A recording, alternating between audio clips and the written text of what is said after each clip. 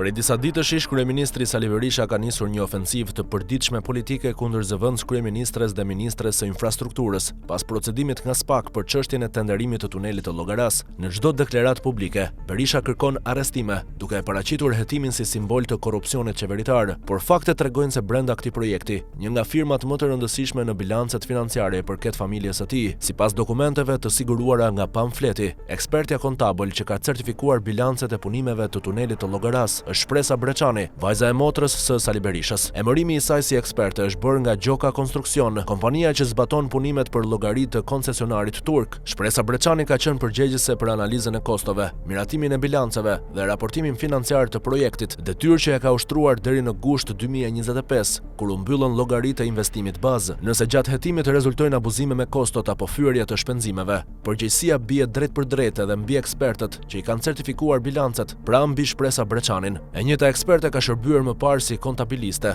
në disa nga aferat më të mëdha financiare të periudhës Berisha, përfshirë bilancet e Gërdecit, kompanitë e Damir Fazlić, kullat e kompleksit Partizani, Armon, e Rezart Taçit, kompaninë Bel Air dhe bizneset të lidhura me rrjetën ndërkombëtare Bixhozi, Call Center dhe pastrim parash të mafjes italiane Sacra Corona Unita. Lista e gjatë e kompanive ku ka qenë auditore tregon se Shpresa Breçani është një nga emrat më të përdorur për justifikimin financiar të projekteve të mëdha të pushtetit, por asnjëherë nuk është hetuar për asnjë rast. Në rastin e tunelit të Llogaras, prania e saj krijon një konflikt të drejtpërdrejt interesi, sepse Berisha që sot akuzon për korrupsion është politikisht i lidhur me personin që ka firmosur bilancet e të njëjtit projekt. Tuneli i Llogaras është realizuar nga konsorciumi turk, që më pas nënkontraktoi Gjoka Konstruksion, kompani që për vite me radhë ka marrë projekte qeveritare nga çdo pushtet. Në këtë skem roli i ekspertëve financiar është thelbësor. Ata janë garancia që kostot dhe pagesat justifikohen përpara shtetit dhe institucioneve bankare. Ironia është se Berisha kërkon arrestimin e një ministreje që nuk ka firmosur bilancet, ndërsa ekspertja që i ka miratuar dhe vulosur është mbesa e tij afërt. Kjo e bën të qartë se sulmet politike ndaj Ballukut nuk kanë të bëjnë me drejtsinë,